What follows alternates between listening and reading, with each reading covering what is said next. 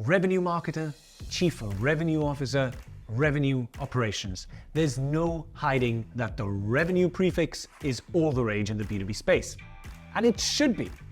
As pioneers of revenue attribution, we at Dreamdata are elated to be playing our part in this B2B revenue revolution. But what does it mean?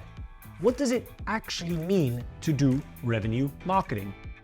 And what does it take to be a revenue marketer? In this video, I'll be unpacking all this and more.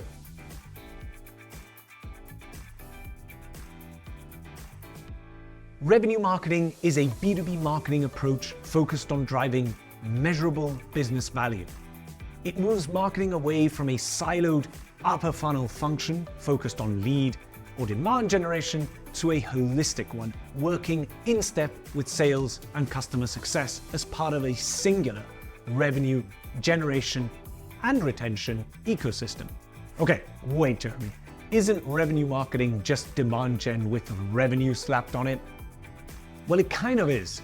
Perhaps it's easier to think of revenue marketing as a lead or demand gen upgrade, where these activities are now tied to concrete business outcomes.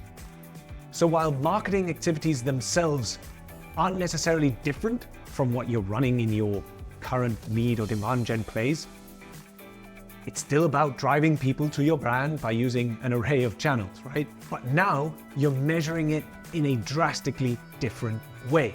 So what are the benefits of introducing the revenue marketing approach to your marketing? Well, firstly, you're going to achieve the ultimate marketing sales alignment. In fact, your whole revenue team will now be marching in step. You'll not only be aligned in goals and targets, which themselves are aligned to business objectives, but you're also aligned in the strategies for achieving these.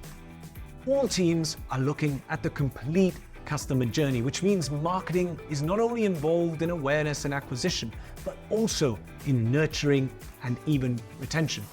This also brings the benefit of mutual accountability.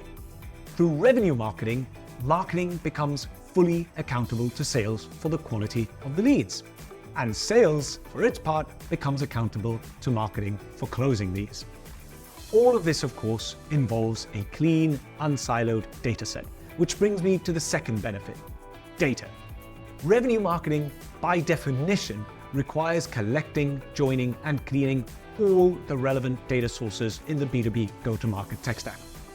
When implementing the solution to do this, whether that's an off-the-shelf tool like Dreamdata or in-house, you end up with a large, reliable data set for running any and every go-to-market report imaginable. Thirdly, with this revenue marketing data transparency, marketing is able to measure the impact of every channel, campaign, and piece of content against pipeline and revenue. You're able to accurately track key metrics like ROAS, ROI, CPA, CAC, and of course, revenue impact. This keeps marketing constantly aligned to the bottom line and enables teams to optimize efforts and better allocate resources according to their impact on the bottom line. Finally, reporting these revenue metrics also means improving marketing's perceptions in the boardroom. Marketing has long been considered the expense center and sales the revenue generators. With revenue marketing, everyone's singing from the same hymn sheet.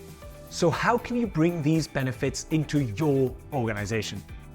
Becoming a revenue marketing org starts with data and the tech behind that data. To draw the line from marketing activity to revenue, you need to be able to track every touch by every account. Getting this data is a pretty big stumbling block for the revenue-seeking B2B marketer. As we've mentioned time and time again, B2B customer journeys are long and complex. They extend over months, involve a multitude of touches across a multitude of channels, and are driven by a host of stakeholders.